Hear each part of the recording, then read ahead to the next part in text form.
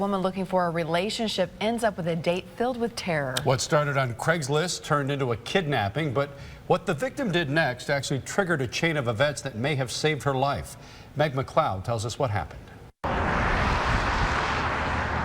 This rural Shiawassee County road was the backdrop for a woman's worst nightmare.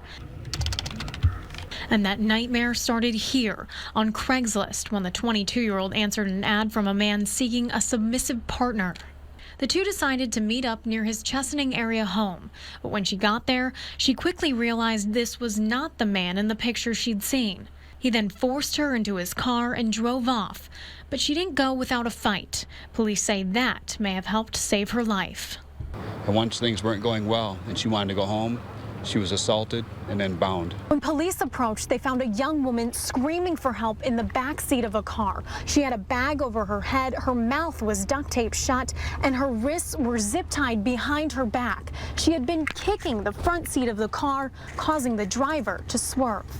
Michigan State Police troopers tracked a car for suspicion of drinking and driving. A possible drunk driving case that could have prevented something far worse in what residents say is typically a very quiet community.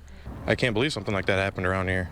This is such a small town and everybody knows everybody. Very surprised, actually. It's a pretty peaceful area around here. And around here, one woman is lucky her nightmare from Craigslist ended on this road before it made a turn for the worst.